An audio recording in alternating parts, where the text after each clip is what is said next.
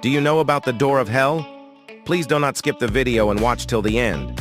The Door to Hell is a fiery crater in Derwize, Turkmenistan, that has been burning continuously since 1971.